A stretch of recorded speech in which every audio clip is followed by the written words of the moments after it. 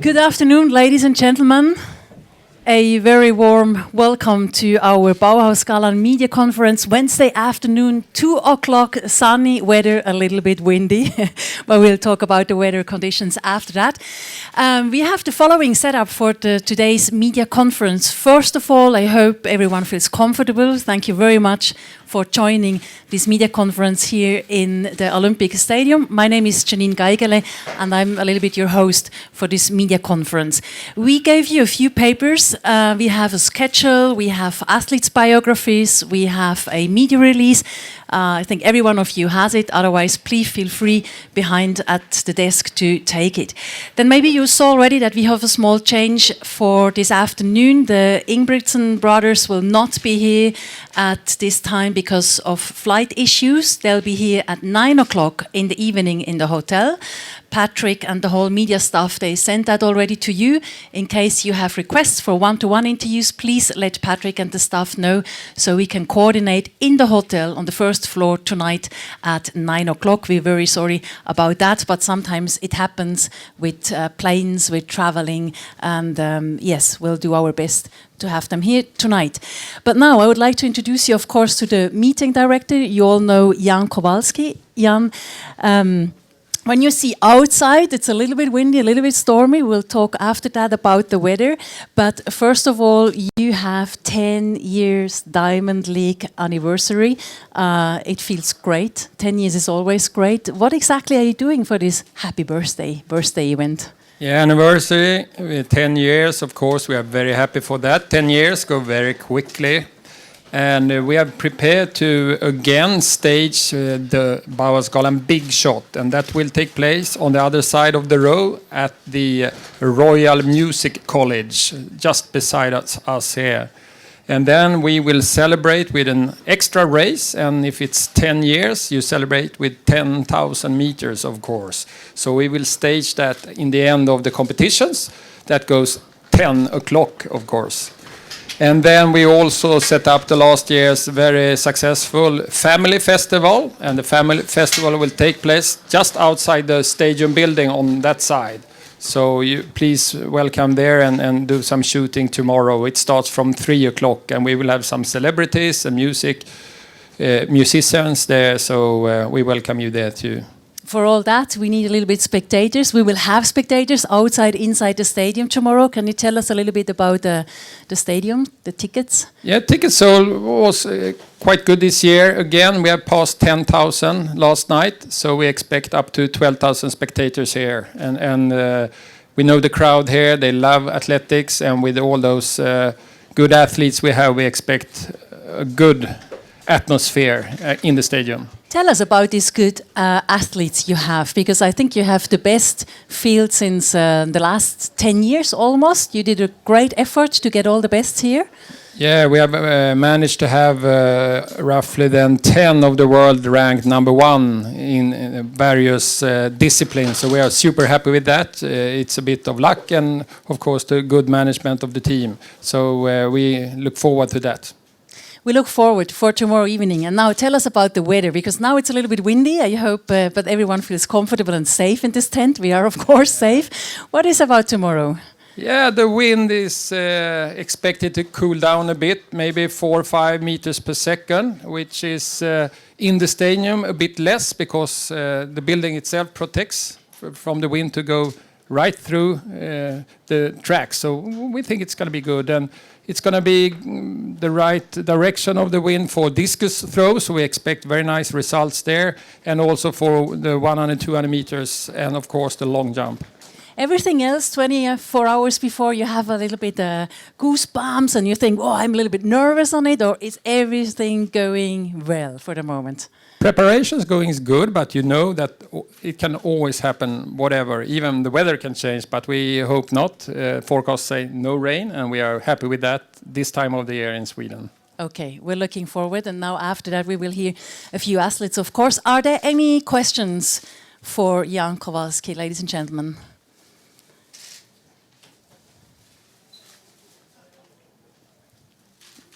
They want to meet the athletes, I guess. I guess. everyone is happy, no questions. But maybe I have one here. Hold on, we have a... Yes, one questions, please. Just about the works for the long jump field, you just extended by 50 centimeters. When did you start this works? How did you decide to do it? Okay, just repeat the question so we hear. Yes, everyone. we had a question about the long jump, and for those who saw this YouTube video last year or the live last year with long jump 883 by Echevarria, it was quite tight with the landing area, but we have extended it now a little bit more than half a meter, so it should be definitely give a good chance to do 9 meters or more, maybe not 10 meters, but at least a couple of few centimeters more. When did you do that? We finalized it last afternoon. Further questions? No questions anymore? Okay, Jan, you have to stay here with me because now Patrick should come in with the athletes. So now we hope that Patrick hears us because we're a little bit Swedish time in front of the time. So is Patrick here? Maybe we can open the tent so he can come with the first 4 athletes while we're making place.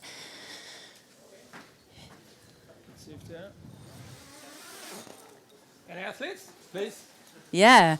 Okay, Jan, hold on. This is I mean, you know, of course from your sponsor, but maybe we always need luck for a meeting, right? Because you did a 1-year work with all the athletes, a great setup, with the good weather, hopefully.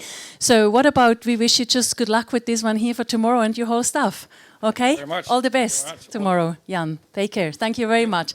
So now, Patrick, you bring us, please. We have a few athletes here. I'd like to welcome.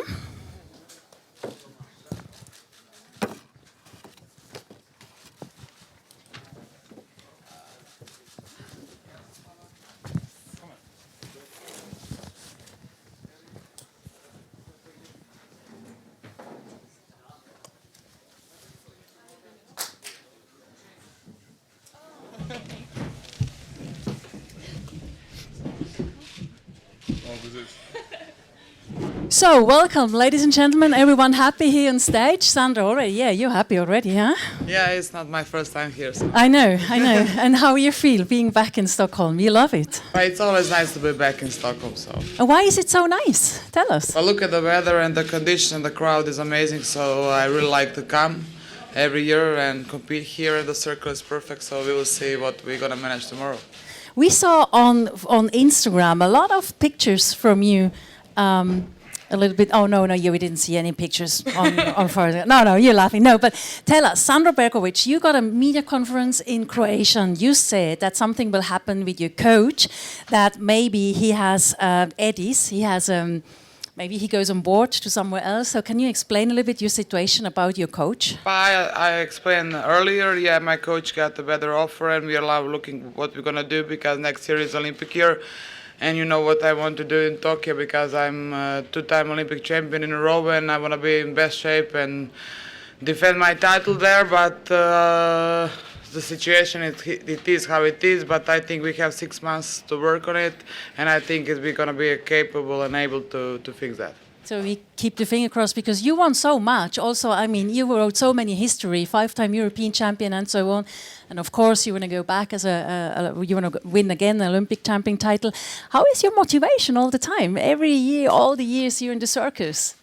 But there is no many people in the world who can work the job they like. I really love to throw discus and it's making me feel the way I'm feeling right now, and I'm healthy. I don't want to stop like this, and I just enjoy every moment when I step in a circle and see this amazing crowd and that yelling on a stadium, and nothing can compare with that.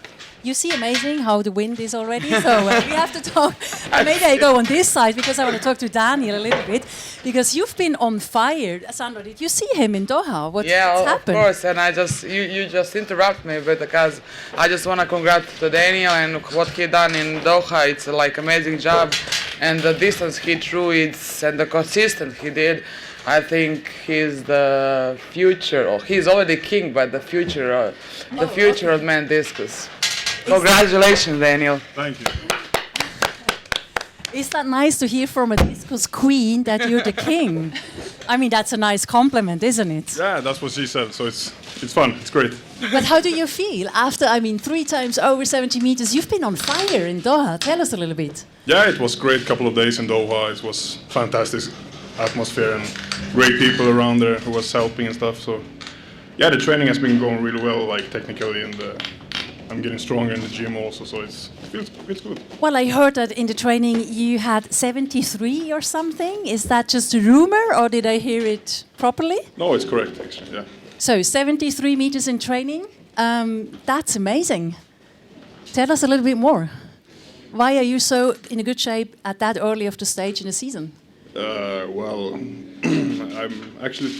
my plan is to throw 4 here in BAUHAUS-galan and then on the 11th of June in Powell Games. So 2 of my favorite hometowns like in the world. So yeah, and then after that I will train harder and then focusing more on World Championships. So, yeah. Late this year. Do you everything here, ladies and gentlemen? It's a bit noisy, I know. Do we need to put the microphones more, or everyone okay? Do you understand? Because it's very interesting what they say, yeah? When they throw 73 meters in the training. Is it between tips between you? Are you looking from something from Sandra or Sandra Daniel who says, hey, make it better, you can do this and this? Are you talking sometimes to each other or only on media conferences? Well, we're more like friends, you know. Like she has the 1 kilo discus and I have 2 kilos, but I don't know. It's harder to throw the 1 kilo discus. I think you have to be more smooth and flexible and stuff. So yeah. Or what do you think? Yeah, we don't not discuss about technique because we don't have a similar technique. But every time he competing, I'm watching, and every time I hope I competing, he is watching. So we are just a friendly supporter to each other, and I think that's very important in sport that you have many friends, and then you can, if something goes wrong, then you have somebody that you can call and ask him for advice. Sandra, you also do politics, not only in athletics, you do it in the Croatian parliament since 2015. You do everything. What else then you do in politics and discus? What else we don't know? I'm joking. Okay. But how does it come? Did you being in the Croatian parliament since 2015? Tell us. Yeah, I want to go there and explain to people how with your own work you can do a lot of stuff in your life. And for example, from my example, like I'm working really hard and I gave my best and I'm managing and accomplish everything what I have accomplished. So I just want to explain to young people in Croatia how the hard works and never giving up can work for them. So I think it's so important that young people are going into politics, and the young people who also have something to say should be there. I think that's amazing because as a full-time sport, traveling around the world, you still have time for politics. How are you doing that with your schedule? But now I freeze that because I just want to be all focused for the Tokyo. But it was hard because sometimes I was in a sport camp and I need to go and work, so it wasn't that easy, but I managed to do that. That's great, Daniel, right? You think you're doing like this, yes. Is that something for you can think about too, going into politics, or you say, oh no, that's not my business? Actually, that's not my favorite area to talk about, but... okay, I'm sorry. No. But like, just talk where you want. I like the way how Sandra explains it. Like, it's really important for young kids, and like in Sweden also, to believe in themselves, like that they have a dream in the future to be great athletes, and they can win golds and stuff, and not only go to school and be, engineers or police officers, or so they can continue their work in sports also. Good. What about your family and friends? I mean, to home stadium here, is it full packed with all the people you know for tomorrow, or? I have no idea actually, but all my friends is coming from the suburban area where I'm from, and everybody from all the country, so it's going to be great tomorrow. Okay, good. We'll see a good competition. What about the weather for you? What is tomorrow? What would be ideal for you tomorrow? No rain, they say. Yeah. But a bit wind. Well, I think about wind, but no rain, because when it's raining, it's the circle is slippery, so you cannot give your maximum. But otherwise, it's everything okay. And for you, Daniel, any conditions you prefer?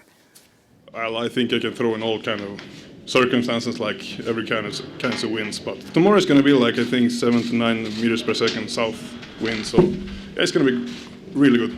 going to have a nice evening, hopefully, with a good performance. So, do we have any questions?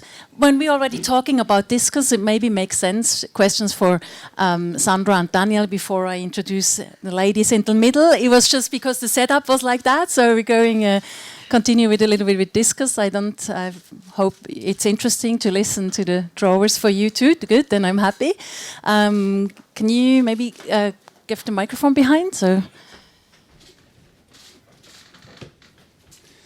So Daniel, just shortly, what have you been doing since Doha? Well, I've been training. Maybe come a little bit closer, yeah. Yeah. Yeah, I've been in Sweden and training a lot, and I've been in south of Sweden, in Växjö, with my coach, and just been working like usually on the technique, and yeah. Is that okay, the answer for you? One more? Do you have one more? No? Maybe we can put the microphone to another person. Any other questions for Sandra or Daniel? No further questions. Okay. Oh, yeah, please. Thank you. A question to both of the athletes. Obviously, in the World Championship year, it's still relatively early on in the season. Could you explain to us your plan, so to speak, as to how to peak for that early autumn, very important date in your season? Can I?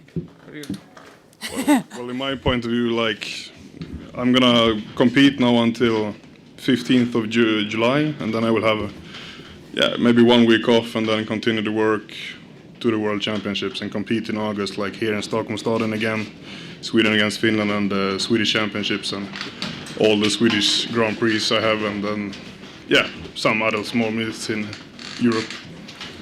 Yeah, and then I go to pre-camp in Rome, and then I have Doha.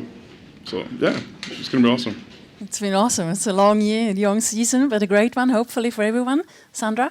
I started this season really late. I open in March and throw really far because I start already in the winter, but this year I start in January, so my form is not on the level like everybody from Europe used to, but I think I'm going to be the good one in the Doha because it's end of the September and the beginning of October, so I'm going to compete on all Diamond League stages, have 2-3 more meets.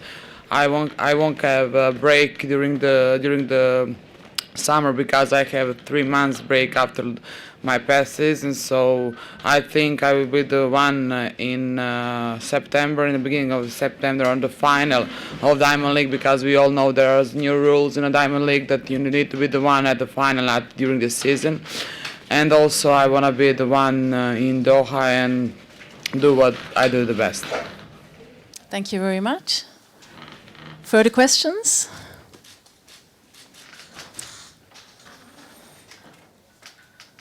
No questions anymore?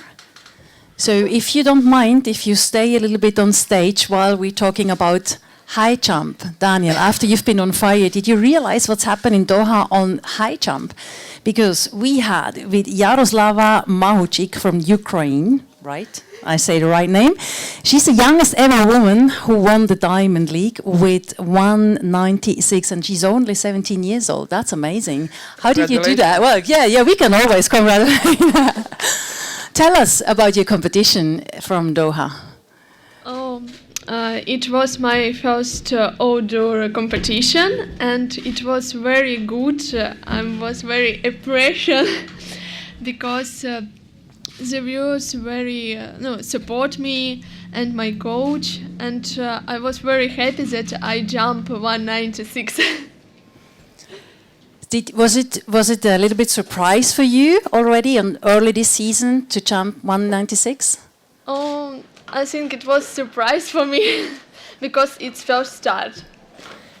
Yeah. It's an early start, and you won last year many things. You've been a U18 World Champion 2017, U18 European Champion 2018. You've been the Youth Olympics Games in Buenos Aires last year. You won, so that was a perfect year on athletics last year for you.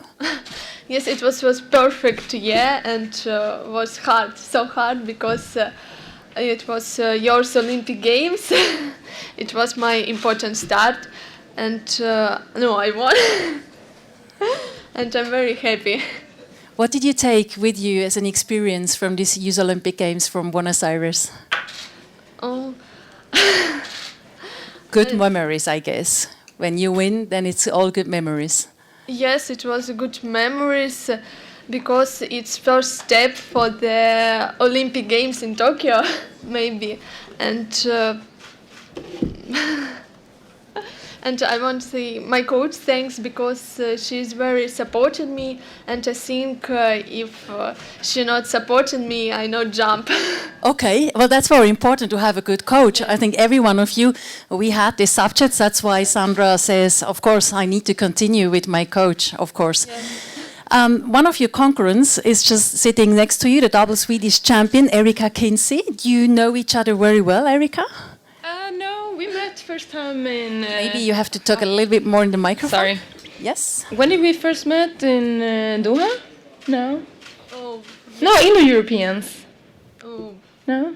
no. Can't remember. It was like first time we talked was in Doha, I think. Yes. I heard about you that you said, of course, high jump, that's all good, but you want to get qualified in long jump as well for the World Championship. Yeah, long jump's been helping me a lot because it's good to get some extra training, but also to think about other things, to not just focus on all these details in high jump. Because when I do long jump, I don't think, I just go in and do it. And it helps me to be more relaxed in high jump, I feel like. But in case you get qualified or the limit for a long jump, will you do for the World Championship both high jump and long jump? Definitely. Definitely? I do, yeah. I mean, it's like high jump is going in the beginning and long jump last day. So if I qualify, I would like to do both. Oh, that's good. We're looking forward for that. Wow. You also said that you had good memories last year from here, from the meeting. Can you tell us about your memories from last year's meeting in Sweden, in Stockholm? Yeah, last year was awesome. Great weather, and I'm happy with my performance. The crowd was great. Yeah, I just enjoyed being here. And what about tomorrow? What will be for you something different, or you know already the whole atmosphere and the crowd, and that makes you secure, of course, or is something special for you tomorrow? No, it's always special to be competing in Sweden in front of home crowd. I'm just excited. Good, we're too, with you.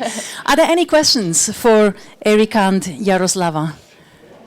We have the microphone somewhere. You have it? Yeah. Maybe you can pass over the microphone. So Yaroslava, I'm a TV commentator, so how do you pronounce your name? Yaroslava Mahuchikh. Mahuchikh. Yes. Okay, thanks. How has it been for you to go from the youth level to be compete with the best seniors, the best top athletes? I think it's better to compete with a good girls because we are friendly, and it's experience for me because maybe a few years later I compete in World Championship and European Championship with some girls. We have one or two questions behind. Yes, behind you. Okay. Thank you. Yaroslava, I just wondered if your expectations change for tomorrow after what you achieved in Doha. I don't have the competition after Doha, but I expect that I will be a good result and a good jumps. Do you set yourselves targets? Oh, I think no. Okay. We have one more question here on this side. Yes. Another question for you. Thank you, Yaroslava. We spoke in Doha. You were understandably very delighted, and you still seem incredibly modest.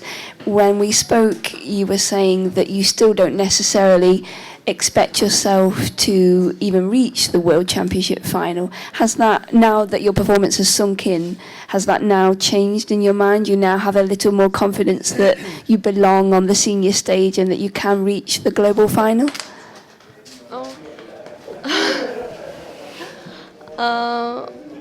I think no, and sorry, I'm very excited because it's my first press conference. You're doing a good job, really, absolutely great. So maybe she wants to repeat the question. Yes. You okay? Please, can you repeat? When we spoke in Doha, you were very happy, but you were equally quite modest. You were saying, "I'm not even sure if I will make the final in Doha," but now maybe your performance has sunk in a little bit in your mind. Maybe you're hopefully feeling a little bit more confident that you deserve to be in the world final. Oh, I think maybe in my mind I'm personal best. I want to jump higher. So you take step for step then? Yes. You just want to get higher and higher, Yes. but you're okay to be in a world-class Yes. field. That's okay for you, right? Yes, it's okay for me. Okay, good, perfect. Do we have other questions? No? You have a questions? No? So now we have two opportunities because we're doing so fast. You can go outside, hopefully, and stay a little bit with us because we have one-to-one interviews. But you listen, we already have the next athletes. We do it very fast. So even they wait a few minutes outside or one of you goes out for the one-on-one interviews and comes back for our next session. That depends a little bit on you. I think we can go out here. But because of all that, we want to wish Sandra, Yaroslava, Erika, and Daniel a very good luck. And Sandra is doing the right thing. She takes that. Or maybe you stand here real quick for a photo all together. All of us, stand up. Welcome. Yep.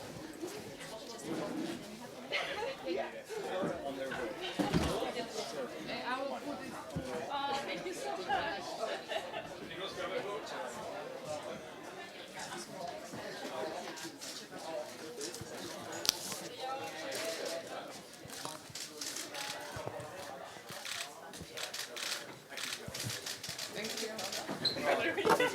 Ja, gick så här.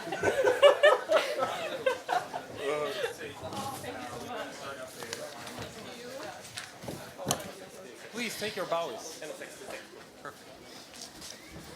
Okay, so for a few one-on-one interview, you can please meet the athletes outside, and then we continue in a minute or two with the next 4 athletes.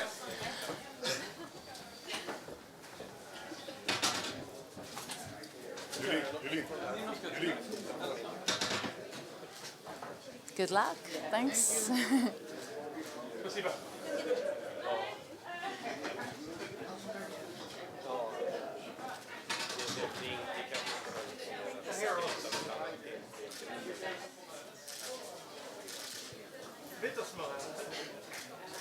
Thank you very much.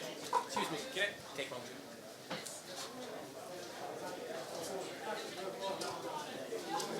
That's now the situation how it is. Thank you. Yeah, thank you very much. Good luck. Take care. Thank you. Good job.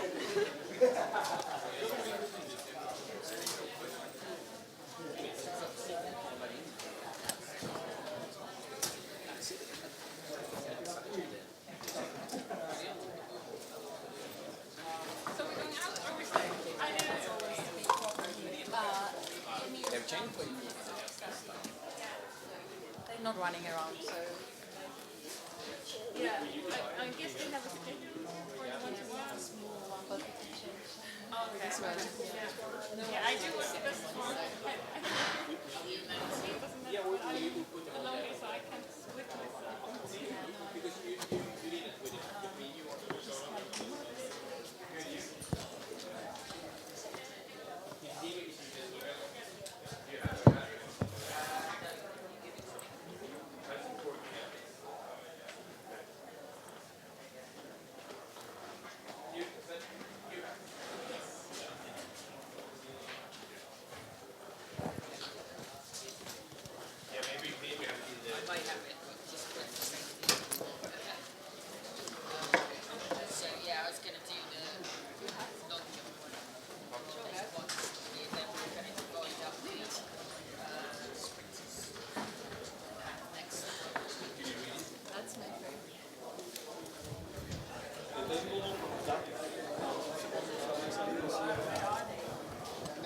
How are you? Good, thank you.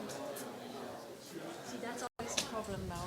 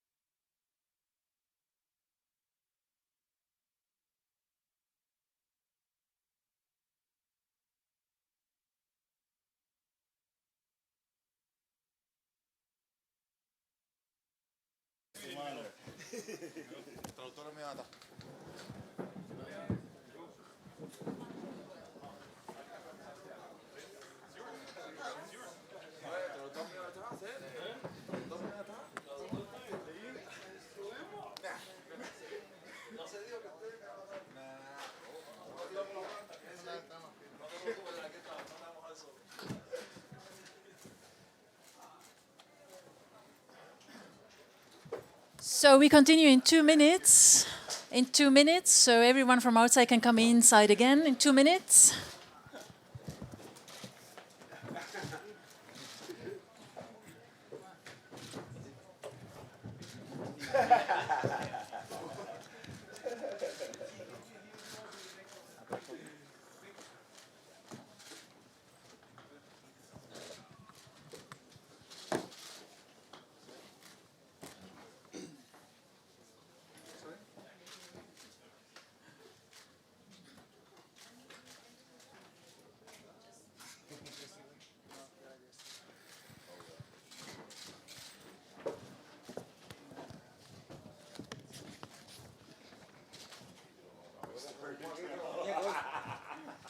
So we continue, ladies and gentlemen. We have 3 gentlemen here laughing already at the table, ready for a lot of pictures. Everyone has fun here. That's good. We want to have fun here for the media conference. We would like to welcome Juan Miguel Echevarria from Cuba. He just arrived last night. My Spanish is so bad. Pero yo sé que tú hables un poquito de alemán, de inglés un poquito. No, ok. Entonces tenemos Federico y ella puede un poquito ayudar, pero inglés, español es no muy fácil aquí en este país. Ok, bienvenido. Then it's easier to say it in English. Thobias Montler from Sweden, European champion, 4th place last year in Berlin. And then we have the IAAF ambassador, the world record holder in long jump. He loves always to be in stage, and we're so much happy to have him with us. Thank you very much to be here, Mike Powell. Mike, when you see what's happened with this long jump, what was happened last year here in Sweden, what's happened this season already, and so many good athletes, I have to say that Luvo Manyonga from South Africa is unfortunately not here. He has a traveling problem, so we hope that he comes a little bit later. I'm very sorry to say that Luvo Manyonga is not here. He will be here tomorrow for the competition, but he will come only tonight. When you saw last year what was happening here, when you saw all this performance, Mike, tell us a little bit. I mean, you must be so nervous. You must be. Every day when a competition is, you think like, oh my God. Right. Well, last year, I was on Facebook, and then my Facebook just started blowing up. Everybody like, it's 883, 883. I'm like, no! So, but then I saw, and I was like, oh. He looks very good. And then I went to Linz. I was in Linz to watch him jump, and he jumped 868, and it was cold. I like, this kid's the real deal. He's the real deal. So yeah, whenever he's jumping, it reminds me of back in 1995 when Pedrosa was jumping really well. I was looking at the results like, oh, God. I made it again. So, I mean, with him, unfortunately, he's going to get the record. You say that? Probably. Yeah? At some point, Federico, you have to translate it. Can you translate it? You know what, Federico, take a place here, because then it makes it easier. Because ella dije que el recuerdo es cuando, maybe you say it in Spanish, that's important to know his reaction when the world record holder in long jump says that very soon, that's what you said, right? I understand. I said, right. I don't know how soon. You didn't say very soon. You said maybe soon. Yeah, but the thing is, there have been jumpers who have been capable of breaking the world record over the years, and I've always said that I was one of the ones who could do it, and now he's one of the ones who can do it. So what does that mean if you hear from the world record holder that you could be one of the guy? Bueno, para mí es un gran halago saber que las personas le gustan lo que uno hace. Principalmente el dueño del récord del mundo, que no sé qué decir, wow, me siento súper halagado. Creo que tengo bastantes condiciones, la gente lo está viendo, la gente está disfrutando lo que estoy haciendo y me siento muy contento. Espero sigan disfrutando todo lo que estoy haciendo hasta el momento. It's so fast, but they go take a microphone. We were all looking at what he says and listening. It's working, yes. You just have. He said it's a big honor for him to hear from the world record holder that he can be capable to break it. He said the condition is very good for him, and he's hoping to do at some point. But for the time, he's just enjoying jumping and being here. Tobias, when you hear all that about 9 meters, we're not talking about 9 meters yet. We're talking about you had the opening season like 23rd of May. You already had a competition, 8:43, but also too much wind. Tell us a little bit about this stadium, about tomorrow. What is your expectation for tomorrow? It's a fantastic competition, and the comparison is really good. Just Echevarria and Luvo, they have the potential to jump really far. So just to be here and jump with them is a really good. So tomorrow I will try to jump far again, hopefully when my season starts. This too much wind we already had, because you've been in Cuba already 892 in a Cuba meeting in March. Why is he laughing? ¿Qué pasa? 892, no? In Cuba. 92. So that was too much wind too, but he was laughing because of, it was so close, or? Nada, porque es una marca que asombra a cualquiera. No me esperaba un resultado tan grande. Me sentía en buenas condiciones para tener un buen resultado, pero no una marca de este nivel. Yeah. It's kind of scaring, but he said he was feeling very good to jump, a very good jump, but there, not that far, of course, but the windy was a problem which make it not the measure being recognized. But he was feeling very good that day to jump. You know exactly, Mike, how it is with this wind. When I talk to you about 92 in Sestrier, this 899, how many times you still have that in your head? Well, I mean, as jumpers, we jump for the oohs.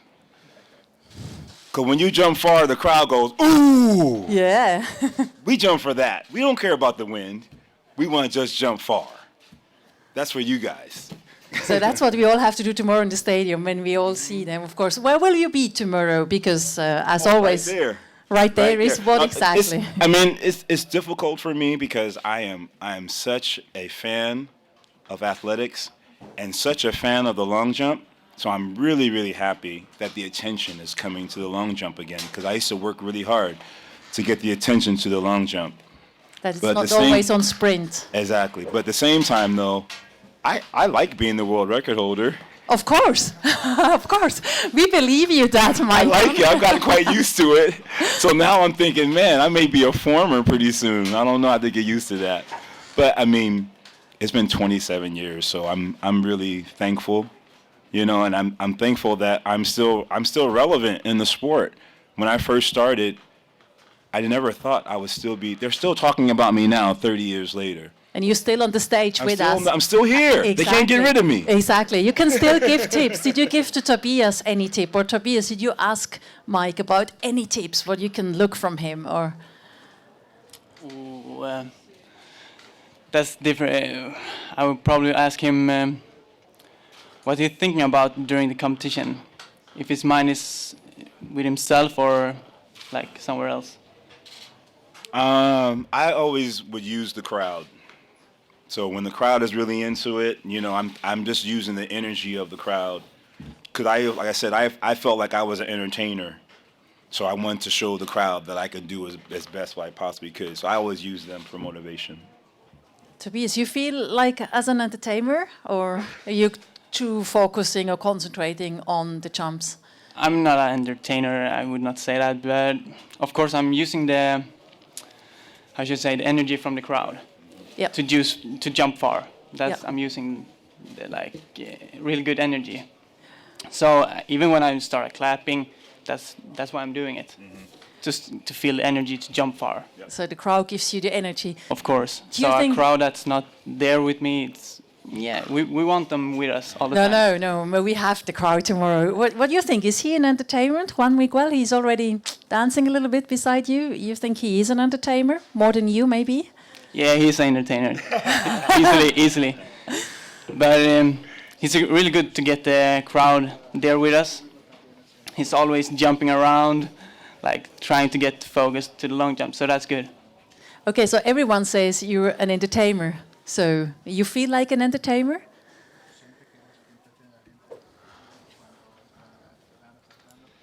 Bueno, sí, el público me da mucho apoyo, me ayuda mucho, se siente como están disfrutando el espectáculo, me gusta hacer lo que hago, lo hago porque me encanta, me siento identificado con la disciplina y lo manifiesto de tal manera como soy.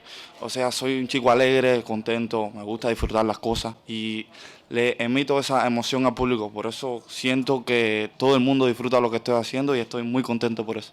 Yeah, he does, huh? And he needs the crowd as well. But please, can you translate? I said that he is enjoying when the people enjoy him jumping, and when he's down in the running path running, and he said that as the people giving a lot, he also feel like he give back to the people, and he's enjoying what he does. And they said, I'm a very happy person, so I do what I feel to do, and as I am, exactly as I am in my life, when I'm down in the track, I give in to the people what I can give. What is he expecting tomorrow also with Luvo Manyonga? Is he concentrating on him or just say, I concentrate on myself?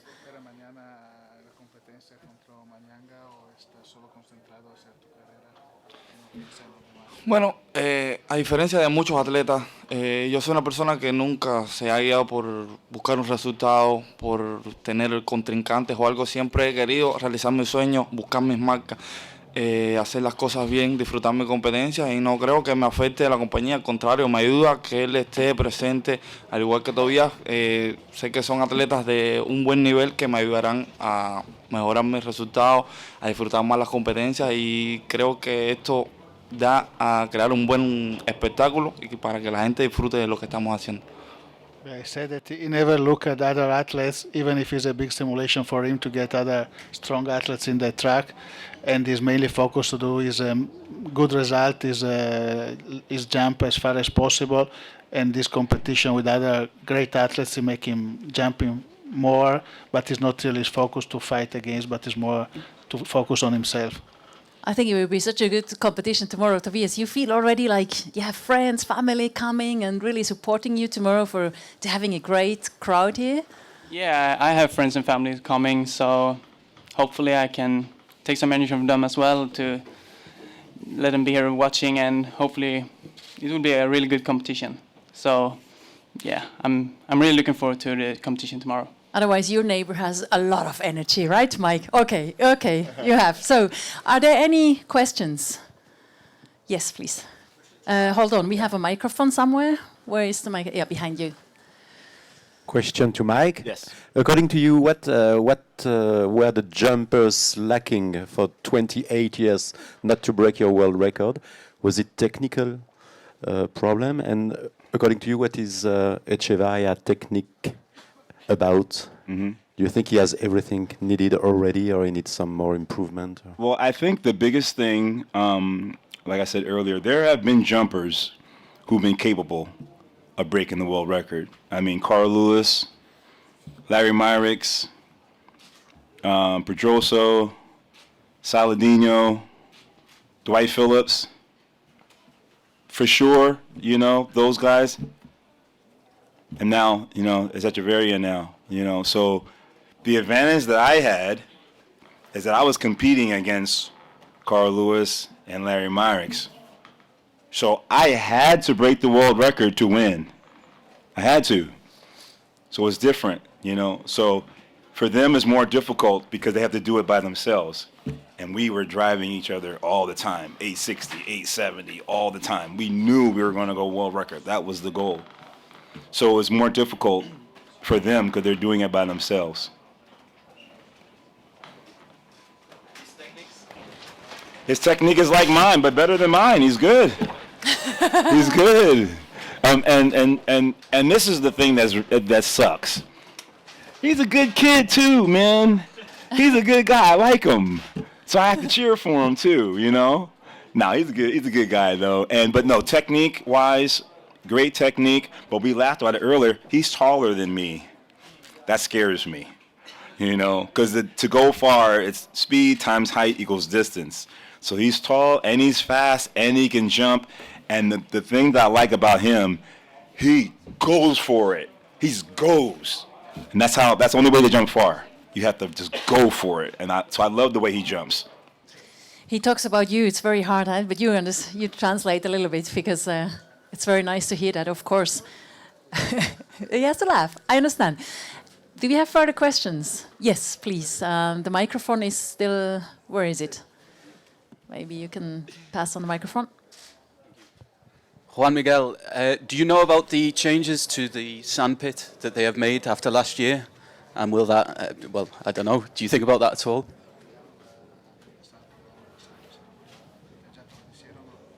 Bueno, sí, precisamente ayer me estaba fijando en el Instagram, en el Facebook, en el Twitter, se ven algunos videos como estaban haciendo el trabajo de alargar el foso. Creo que fue algo que varios atletas hemos pedido. Esto nos ayuda mucho, no nos limita tanto y le doy muchas gracias por apoyarnos y que sigan disfrutando.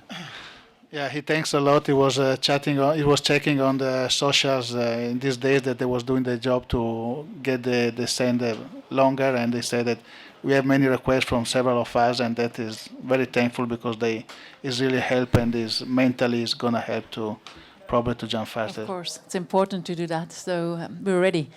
Further questions? Yes, please. A question from Mike. I saw outside you were showing Juan Miguel to raise his arm when he was jumping, and maybe that was the difference he might need to break the world record. Can you just explain to us what you were describing to him in terms of the technique to maybe us who aren't as familiar with good long jump technique? Well, I always have to be careful about what I say because it can help. I used to joke with Dwight Phillips. I'm like, I'm not going to tell you what I see. But when you're jumping, the goal is to keep your body up. And when you can keep your arm up, it keeps the body up. And he knows already. Otherwise, I wouldn't have said anything. But when he's jumping, when he's in this position, it sets up the landing really well. Because when the arm goes forward, the body goes, and you lose it. So I was just noticing, okay, yeah, he knows what he's doing. Certainly does. And question to Juan Miguel. Just wondering if anything has changed in your training this year. Obviously, you've had a really impressive jump in Cuba already. Is it more of the same training, or have you tweaked anything since last year?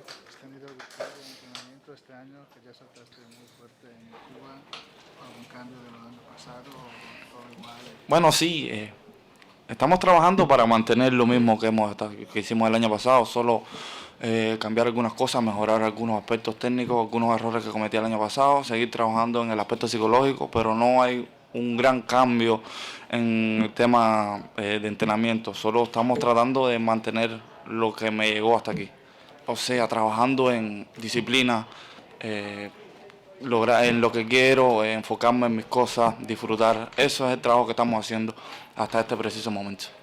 So there was no big change from last year, just to maintain what they brought into this level, some technical aspect, but mainly focus on discipline and the psychologist, just to keep more focus and to improve more the way they did last years. And also having fun, disfrutar, like join, having... yeah, good. Next question. Do we have one more? No. I might just throw another one there. You mentioned it there. Okay. You mentioned working with a psychologist. What was the big thing that you took from working with a psychologist? What did they teach you? Sorry, not with the psychology, I mean, on the psychologist way. In his own psychology. Yeah. Okay. Okay, good that. Yes? Is the world record an objective this season, or do you think about the world championships more? It's always difficult to decide when you break it, I guess. ¿Que está enfocado este año más en el campeonato del mundo o en los dos? Bueno, enfocado, decir récord del mundo o no.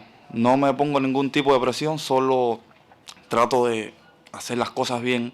Y pienso que los grandes resultados no se buscan simplemente cuando uno está preparado y ha trabajado bien todo el año te puede salir o no. Esperemos que pase algo grandioso. Debido al trabajo que uno está haciendo, todo está saliendo bien hasta el momento. Esperemos que sí, tenga la oportunidad de batir algún récord o implantar alguna nueva marca, o quién sabe. It's not. There is not a lot of pressure for the world record. It's just say working well and being. There's someone happy about that. It's more easy when you're well prepared and you're not have such a big pressure that is a big result is coming with a good job, with a good work, and with a perfect condition, and is try to make his best, and it should come without big pressure. Mike wants to continue to be the world record holder after 23 years, of course. So, is a last question? Otherwise, I would say we thank you very much, and we're all excited for tomorrow. Thobias, Mike, and Juan Miguel, please get up for a photo. And we continue at 3:15. At 3:15, so you can do interviews outside, and at 3:15 we continue. Thank you.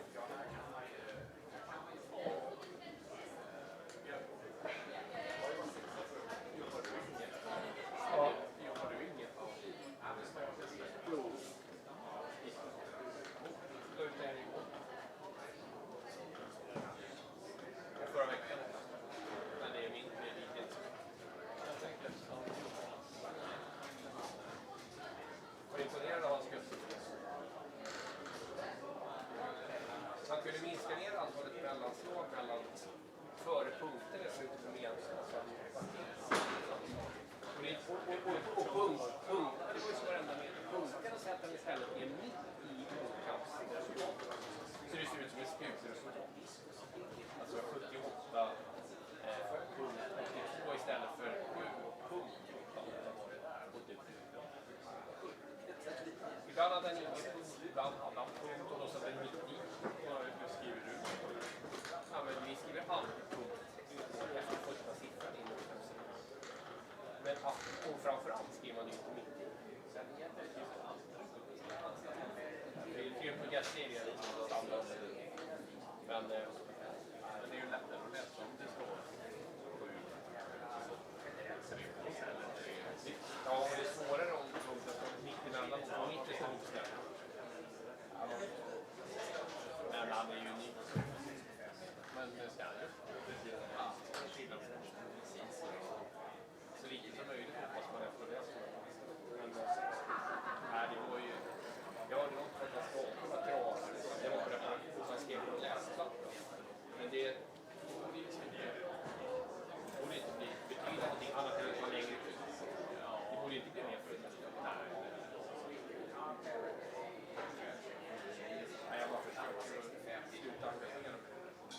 Göra mina grejer. Jag kan säga det. Det är slåss på negativ. Det var just det där.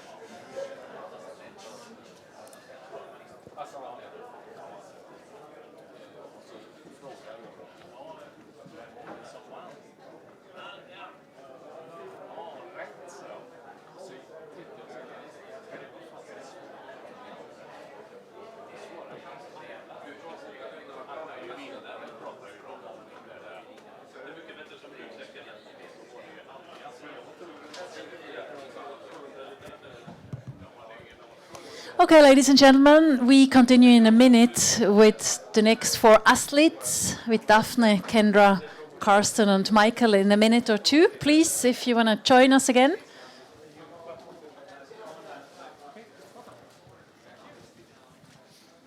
Hi.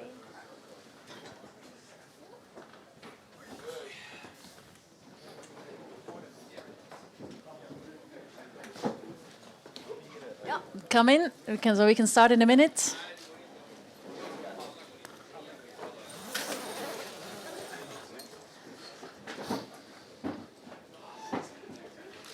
So, good afternoon. Yes, please take your jacket off. Feel comfortable. Oh, thank you. Oh, you're welcome. Did you have a good travel? Everyone feels good here. I'm used to being hot. Yeah. Wind, everything okay? What? Good. You feel comfortable? I'm very good now. Thank That's the stage for you. We would like to welcome Dafne Schippers, Kendra Harrison, Karsten Warholm, and Michael Norman. We have water for you. We have a few questions, and we do a little bit small talk, if you like. Okay. Because for Michael, I want to know, how is it possible to run 43:45 as a season opener in Torrance, California a few weeks ago? That's the fastest time ever for a season opener.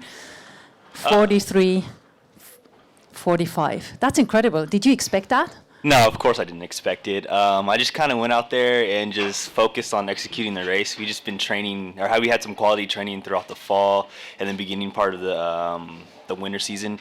So looking back at it, just looking at Coach Watts, he kind of gave our legs back and let us just compete to our best of our ability. But when I saw the time, I didn't really believe it for a second. I don't know, that track might be a little short, but you thought? Did you ask them? Did you go back and say, "Hey, come on"? Yeah, I was like 43:45 was really fast, especially opening up with the PR. I just really wasn't expecting that. I just wanted maybe thinking about like the 43.9 range or maybe like 44 low. But you know, I'm real happy with the performance, and I'm just looking forward to seeing how the rest of the season progresses. And also, I mean, the 200 meter in Osaka wasn't too bad, as a season opener, the 1984. Yeah, again, that one's a little bit more technical issues for myself. I'm not fully satisfied with that as a season opener, but I'm happy to tie my seasonal best. Just looking back at the race, I just really wanted to like execute the race to the best of my ability, but I felt like I left a lot on the table during that race, so that's why I'm like disappointed with my performance, even though it was a great time. But I'm just looking forward to kind of like build upon what that performance and just kind of learn from there. So what do you want to do tomorrow? What can we see? It's here, but we don't have any rain tomorrow. I can just say we have about 17 degrees, no rain, but a little bit windy. That's of course in Stockholm normal. You know, I just want to go out here and first of all, I just want to have fun, get some sleep tonight. But I think tomorrow's going to be exciting. Just going through pre-meet earlier today, I felt really good, and I'm just really excited to kind of open up my first Diamond League 400-meter race. So, you know, it's a great field, and I think we'll just elevate each other to some great times. I can't really give you a number of what I might run, but I'm just definitely just going to give it my best effort.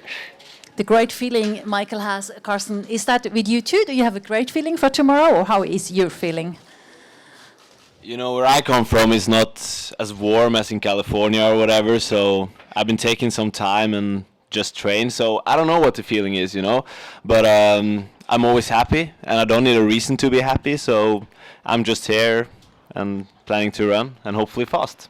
How did your life change after what was happening in Berlin and also in the winter in Glasgow? I mean, the first gold medal for 30 years in Norway. You're very famous in Norway, big star. You know, Norway is a small country, well, so I knew everyone from before. But they all know you now. They probably do. But you know, it's very fun in Norway. They always appreciate good sporting results. And it's good that also people can achieve something without skis on their legs. So, yeah, I think they appreciate the new track and field generation in Norway now, and people are really looking forward to all the meets. And we're soon going to Oslo, and I think it will be sold out because people are really hyped. Hopefully. Tomorrow here too, we have about 12,000 spectators, so a big crowd. That's good for you too, for everyone when we have a big crowd. We had before the long jumpers here, and they just said, I just live with the crowd, I just need it. So Mike Powell was almost dancing here on the stage. And I think that's what you need too, a good crowd here tomorrow. It's always good with a nice crowd. And I was here in Stockholm last year as well. It was crazy. And, you know, for me, it's not a problem with 15 degrees. It's a good summer where I come from, and I think the crowd here will also be really good as they always are. So I'm looking forward. I think the crowd you also know, Dafne and Kendra, especially Kendra. Like last time we've been here, it was like 2016. That was like 5 weeks before you had the world record. So, I mean, you just have good memories about Stockholm as well. Oh, yeah, of course. I love competing here. I think it was cold and rainy, but I was able to come out and get the job done, and that's what I look forward to doing for tomorrow. I was reading that you said 90% what I'm doing in track and field is just mental. Is it really 90%? That's a lot. You don't need talent or something or discipline. Is it 90% mental? I mean, for myself, yeah, I definitely think that this sport just takes a lot from your mind. You know, you have to go out there and no one's going to help you get to that finish line. Like, you have to do it. You have to put the work in and go out on the line confident, and trust your training and just execute the best you can. I think you can agree, huh? Because you do like, yes. Yeah. What, 90%? I would say 90%. It's a lot, but it's for her. Yeah. For you, how Yeah. much is it? I would say it's like 80%. Oh, okay. The weight room, Yeah, but 80% sorry. the weight room, and like 10% mental, 10% the track. Yeah, sorry about So- this 10%. I don't know. I just think like I'm really passionate about the weight room. I just like in the off season lifting weights and getting like swole. But when it comes to like mentally preparing for a track meet, I think that plays a huge role in just our performance. But I just can't really gauge like what weighs more than others. I kind of joke around saying the weight room weighs more than all like track practice and just like the mental aspect. But I think all three are just as important. So 80, 90, Dafne, for you. Oh, excuse me. No, Karsten first, ladies first. Of course, sorry, Dafne, for you.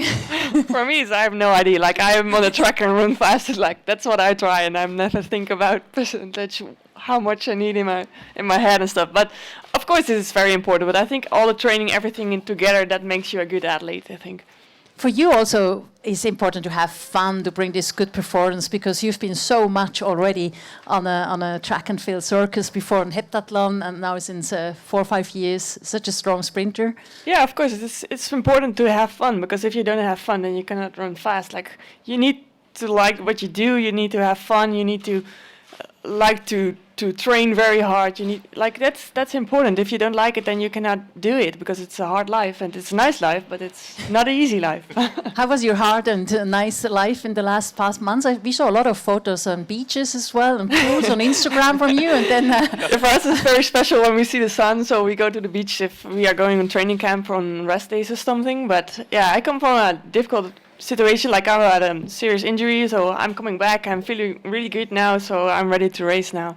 You had in Belgium last weekend the first season opener, 100, 200 meters. How was that? That was okay. Like, that was an easy training competition, and I need to do some runs before. Yeah, I run very fast, so that's why I started in Belgium and see a small competition, drive with the car and do the competition, go back home, and like, easy way. And it's good to see you after an easy win with a big smile here on the stage. Karsten, I'm sorry that you had to wait for a few seconds. What would you like to tell us? I only wanted to say that you have to be mental to do this. It's not talking about percent, you just have to be mental. Yep, that's good. That's 100%. We all agree. It's just 90, 80, you have to be. I don't have any idea. Okay, good. Are there any questions, ladies and gentlemen? We have a microphone I can bring around. Yes, of course. And then behind you, the next question.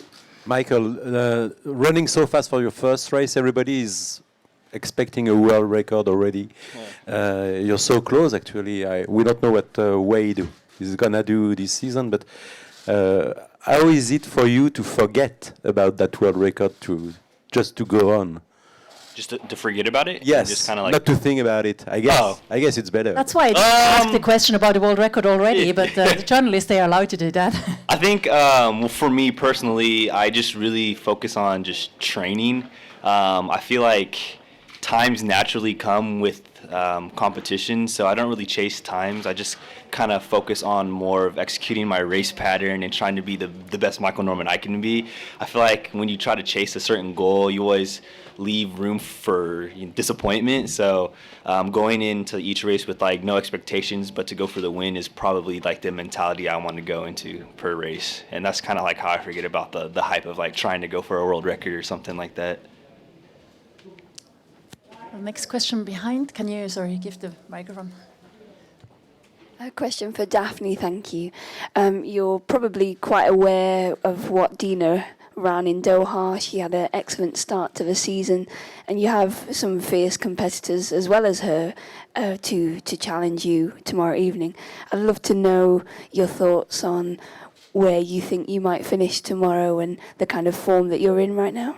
It's difficult to say because what I said, I'm coming back from a serious injury, so I have no idea where I stand. I don't know how fast I am on this moment. So that's a difficult question. I'm healthy now. I'm feeling good, and I'm excited to run again. But some are really good in this moment. But in the end, it's about Doha in the end of the year, and that's a different state of mind for every athlete this year, because there's a long season. So it doesn't matter where you start in the season. It's more important where you are in the end of the season. Is that a problem to have such a long season and to have to highlight the World Championship so late in the season for someone of you, or? Well, you can think about it. I don't think it's a challenge. I don't think it's hard. Honestly, the approach that we've kind of taken with my coaches is just to kind of push everything back a certain amount of weeks or months, just to kind of like correlate with the offset season. But personally, I kind of like it because it gives me more time to just like lift weights and to just train more consistently. Fall season is probably like the more enjoyable part because we get to lift real heavy, and that's like my favorite part about track and field. But training is still tough. But I think as we continue through the rest of the season, it'll be like a true testament of how mentally strong we are, given how long the season is. I think if we just keep it fun, then, the season will just go by just as quick as a normal season. Yeah. Yeah. Karsten, for you? Or nothing to add? Or? What? What is for you, like so late, the championship in the season? Any problem, or it's just the way it is? Just got to find your solution to it. Of course, I don't think it's ideal. I wouldn't have it that way if I got to choose, but that's just the way it is, and we need to find a solution. So I'm just trying to postpone the season as much as I can and hoping to get in shape a bit later. In October I'm usually having off season and having a lot of fun, but this year I gotta put that away, and it kind of sucks. Fun but will come after. I will join Michael and lift some weights, maybe. I don't know. Okay. I gotta find something fun to do. You can organize a championship in Norway for a few years. Why not? Yes, maybe. With the young generation comes up and. Maybe. Championships in May, and then we're done. Yeah, why not? Then you have party for the rest of the year. Okay, good. Do we have further questions? Behind you, can you pass the microphone? Hi, Karsten. I think we all remember the way that you attack races, particularly in 2017, with the new guys coming off, the NCAA circuit, and of course Sandra, last year. Are you changing the way you approach races, and will you try anything new tomorrow? That's a difficult question. Interesting question. Hey, it is an interesting question. It's like we found a way to make the 400-meter hurdles race the best way for me, and it was my coach Leif that found out that the best way for me was to have that opener and just crossing fingers and hoping it will stay until the end. So I would probably do it for the rest of my career. And I see that some of the guys now are doing much of the same, and the guys are faster and they are more fit and they are built of something that I'm not built of. But I'll just try to find my way to solve it, and then I'll just try to go out skyrocket tomorrow as well, and we'll see how it goes. I'll probably die at the end, but let's take the risk. We'll see the risk tomorrow. Further questions? They're very much behind. If you can pass the microphone. Question to Michael. It might sound like a stupid question, but I guess some people have flagged that. I know Christian Coleman was one of those who said that setting PBs in May is great for social media, and some people say there is, with such a late World Championships, that maybe it's a bad thing to be going so well so early in the season. Are you confident that, I guess, with your coaches, that you've left enough to work on, that despite how fast you're running now, that you might be going even faster come September, October? Yeah, I have 100% confidence and faith in my coaches. I trust the process that they've established for us in terms of training. I'm really happy with how I'm performing right now. I think it's just a reflection of the consistency and the quality of training we had throughout the fall. But as we go into the later season, there's going to be adjustments with the workouts. It's not going to be as intense. So this is my first year running pro. There's going to be there's a few questions that have to be answered just through experience. But I have 100% faith in my coaches, and just being able to PR in my first race was kind of unexpected. I just really ran. I just ran, literally. That's all I did. I wasn't even thinking about it. I just wanted to execute the race and just run fast. So I think it just sets the bar of where I want to be in October, and I'm just going to continue training and listening to my coaches. And just a quick follow-up, just having gone professional, how are you finding that professional life, given you have so many more free hours in the day to fill as opposed to going to class? Honestly, I haven't really got to like live up the pro life yet because I just graduated college like a couple weeks ago. So it basically felt like I was still running for the NCAA because I was still going to class and training and going back to class. But I think I'll kind of get like a full feel for like the pro life these next couple of months. So far, it's been great. Like I guess the lifestyle, like I can eat whatever I want. I'm not on a college stipend anymore, but that part's been really enjoyable, and I've been able to do a little bit more things, just particularly like eating at restaurants with my friends. But I think the pro life is really good, and I'm just really excited to kind of like devote 100% of my time into training and like the prehab and rehab portion of my just career. So one last question maybe.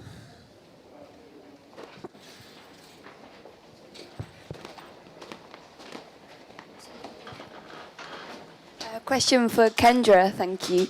You've won the World Indoor Crown, the World Outdoor Crown already.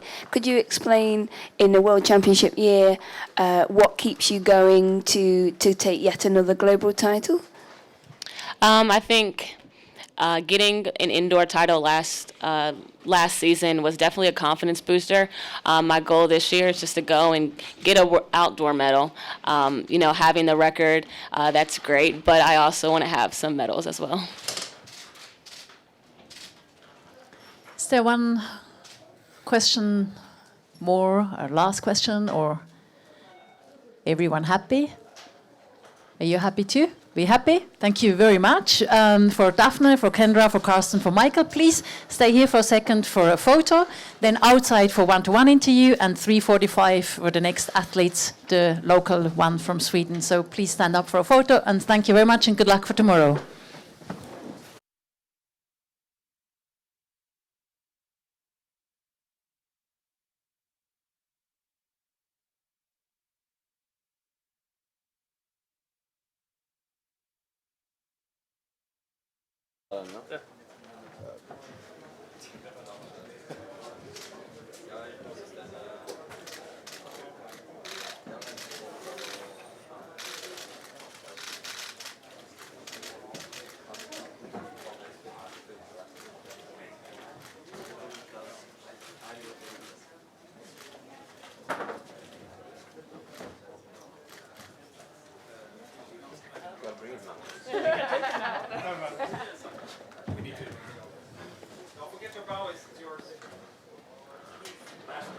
No? Wait, what animal is it? Do you know what animal this is?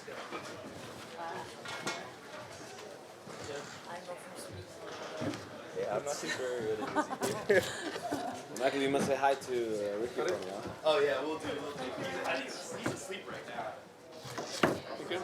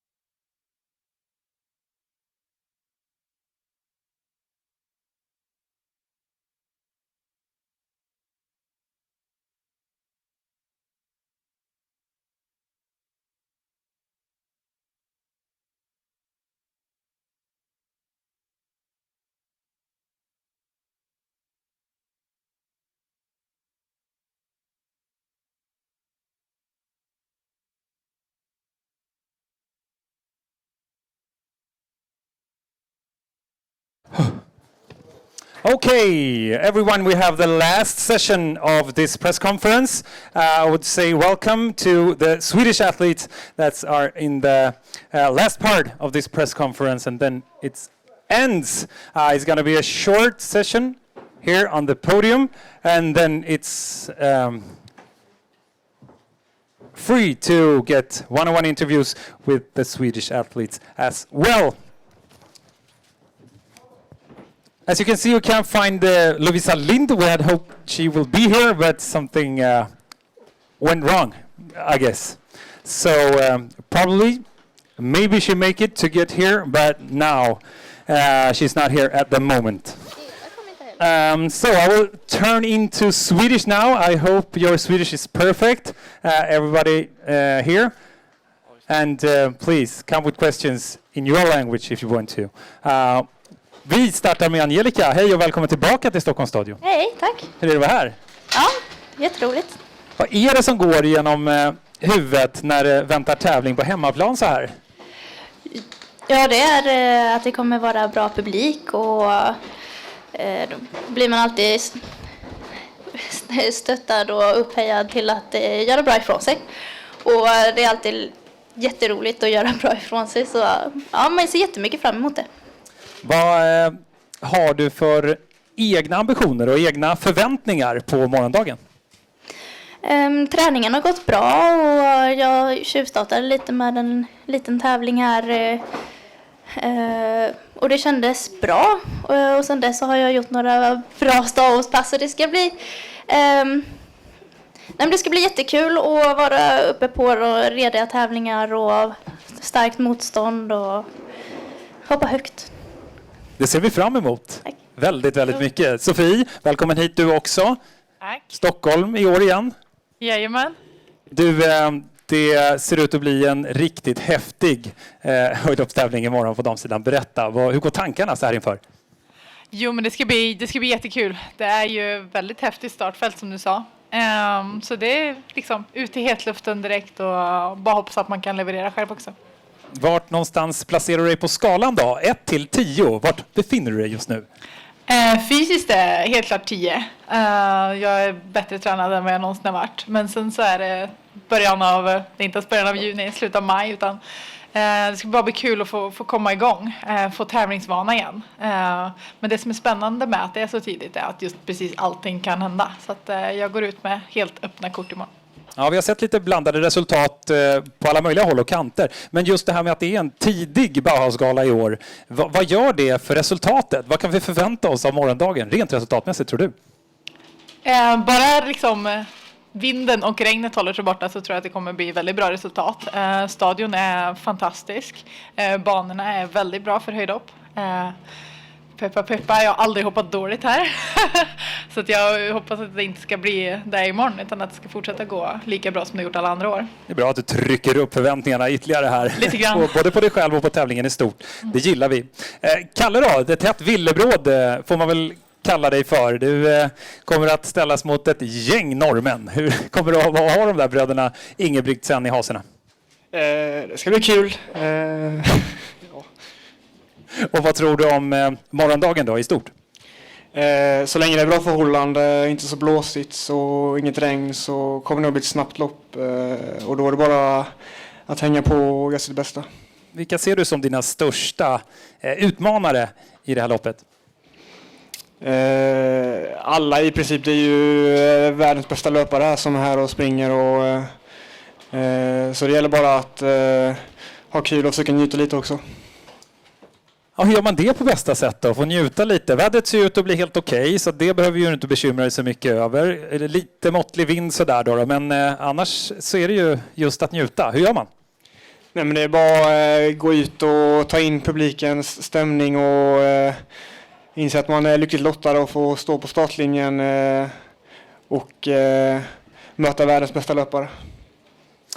Ja, vi härifrån säger naturligtvis stort lycka till. Och sen så har vi en som ska in i jubileumsloppet då. Det är ju 10-årsjubileum. 10:e året på raken som Diamond League är här i Stockholm och går av stapeln. Och det firar ju vi med 10 000 meters lopp, och det är klockan 10 på kvällen. Jag vet inte, vart ska vi börja någonstans? Dels så får vara en jubileumslöpare. Hur är det, Solomon? Det är verkligen kul. Framförallt att det är på hemmaplan och att det var 10 år sedan jag sprang här första gången på stadion. Lägger vi till den 10 då? Alltså 10 år där också? Precis, så det ska bli väldigt spännande imorgon. Och det finns ju en del som snackar om nya svenska rekord och så annat. Hur går dina tankar inför morgondagskvällen? Ja, den har funnits där länge, men nu eftersom 10 000 går på hemmaplan här, så det var väldigt härligt att kunna göra det här på stadion och verkligen visa upp att det har utvecklats under de här senaste 10 åren. Så det hade varit kul. Ja, någonting borde ha hänt på 10 år. Verkligen. Du, i övrigt, konkurrensen i det här 10 000 metersloppet, hur ser du på den? Nej, det är väldigt starkt fält imorgon och det är väldigt många duktiga löpare. Så det är bara att hänga med och inte bli ensam. Låta dem dra så mycket så det bara går liksom, och försöka flytta med. Spara så mycket energi som möjligt för att gå ner under 28 då. Så det kommer vara målet imorgon. Ja, det ser vi fram emot. Det här med starttiden då, 22.00 på kvällen. Hur pigg och taggad är man sådär dags? Ja, det är verkligen... Alltså för mig, jag är van att träna så här sent. Man måste göra det när man bor här hemma i Europa. Det är gym och allting, så för mig är det inga problem. Det är en vanlig träningsdag. Du är nattmänniska, du kommer att mangla på där. Vad sa du? Du är nattmänniska och gillar det, så du kommer precis. Man måste köra träna, man måste vila mellan passen, så jag brukar träna andra passen så här sent, så det kommer inte vara problem, tror jag. Ja, men det låter skönt det. Och Andreas, sist ut på den här raden. Du också, jag vill bara höra. Stockholms stadion, vad är det som är så speciellt som alla pratar om här? Nej, men det är väl framförallt att det är på hemmaplan i Sverige liksom. Det är extra stöd från publiken och men det är alltid kul att komma hit varje gång. Vad ser du mest fram emot och sett i startfältet också, rent konkurrensmässigt, att få mäta dig med imorgon? Alltså jag har ett bra startfält liksom, och jag hoppas att det är min säsongsdebut och hoppas kunna göra ett bra lopp, så får vi se lite hur vädret blir.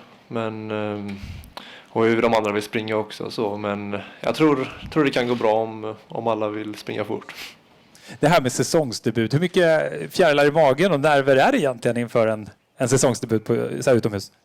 Nej, men det är klart, man är lite nervös. Det är första, man har tränat mycket nu en lång period och så ska man göra första tävlingen och se lite vart man ligger. Men det känns som att det är alltid kul att starta säsongen och hoppas verkligen man får med sig ett bra resultat. Sen kan det gå lite hur som helst i första loppet såklart. Härligt.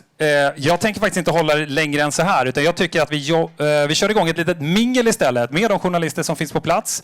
Ni kommer att få ta plats lite grann här ute i solen. Det är inte så skönt här inne i tältet, eller hur? Det är lite småruggigt av någon anledning. Du Sofie, du är bara varm säger du. Så du märker inte av det här. Men vi andra, precis. Vi tar en bild på er allesammans. I mitten här, kanske någon av er kan greppa diamanten också. Så avrundar vi med den fotograferingen. Tack så jättemycket för att ni kom. Och härifrån den här presskonferensen så rundar vi också av. Thank you for watching. We're looking forward for tomorrow's meeting here at Stockholm Olympic Stadium. See you tomorrow. Bye.